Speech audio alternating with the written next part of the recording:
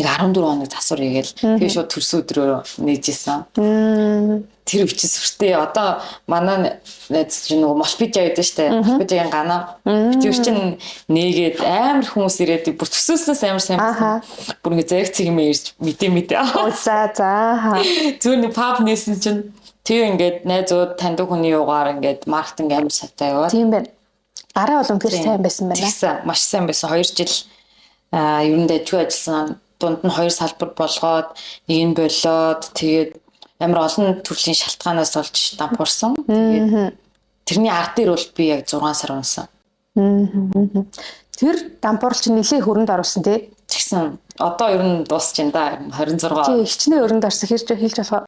60-аас 70 өрөнд орсон. 2 жил бол ингээд ерөөхдөө одоо сид үе те үр тарьж байгаа үе. Нэг тиймэрхүү юм би сонссон байхгүй. Алин дээр вэ? Ер нь ингээд нөгөө гарааны бизнес дээр. Тийм. Тэр чи 2 жил гэхэр чи яг сайхан үрээ тарьж байгаа л дээшээ ургуулж чадаагүй л ер нь бол ингээд алтчихсан байна гэсэн үг шүү дээ тий. Үйлчлэгээний салбарыг бас тэгдэг. Ер нь 2 жилээ давчвал докторч гэдэг. Одоо ингээд бодоход чи бас яг юун дээрээ алдсан юм шиг санагдчихээн тий. Тэгээд нөгөө дараа нь дахиад эхлэх ингээд нэг юм одоо мотивац олж байгаа шүү дээ тий. Тэрийг олж авахд бас чамд юу нөлөөлсөн юм шиг байна те. Энэ хоёр дээр хоёлаа төвлөрөөж яриул те.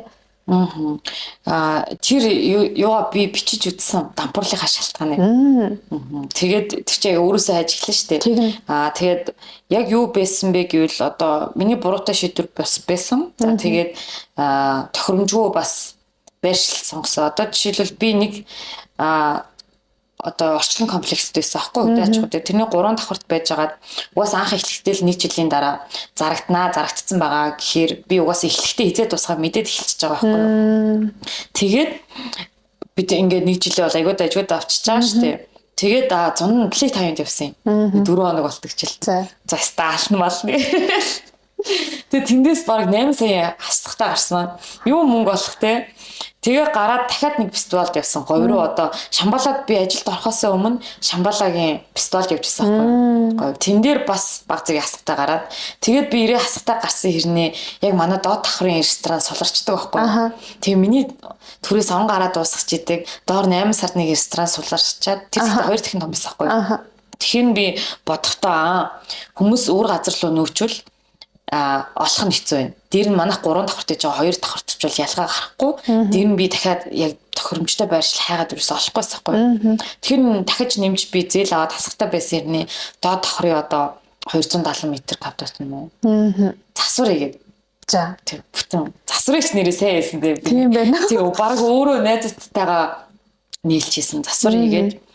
Тэгээд хитрхи том болоод тэр үеэр нь яг нөгөө нэг хүүхдэд цэцэрлэг зөөгөөд би нөгөө нэг жоохон хөндөрж эхлээд одоо хүмүүст хариуцуулаад тэгээд жоохон муудсан давхар нөгөө нэг доод давхар том болохоор төсөөлөл одоо ингээд түрээс нэмэгдээд нөгөө орлогын төсөөлөл буураад тэг хүмүүс ч бас одоо цагаан сарын дараа таарад ч юм уу он гараад ерөөхдөө хүлээн авалт үеэс хойш ингээд буураад эхэлсэн. Тэгээд түрээслэгчтэйгээ бас ингээ үл ойлголцдог байсан. Тэгээд тийм шалтгаанаар дампуур юу шууд өгсөн. Өөрөө дампуурыг гэдэг саналаараа. Тэгэхгүй л тэрнээс хойш нөгөө амиар хацаагаад ингээ яваад ивэл би зөвхөн тэр хүнд түрээстүүлж амьдрах гэсэн байхгүй. Тэгээд тэрний дундуур чинь одоо мастерингийн багш гэхгүй Ганбаатаргийн стратегийн багш тэгээд 20 хохирлоо харж чадвал дампуурхан ч гэсэн нэг төрлийн стратеги гэдэг. Тэр амар чухал байсан. Тэгэл тухайн үедээ одоо шаардлагатай худалдаа авалт хийсэн юмудаа зараад тэгээд зарим өөрөө дараа тэгээд бусад өрнүүдтэй одоо шатаратаагаар түлхий гэдэг амлалтууд бичиж өгөөд тэгээд ерөнхийдөө тогтмол төлөлтүүд хийгээл. Тэгтээ нэлээх хүмүүсийг стресстүүлсэн баха.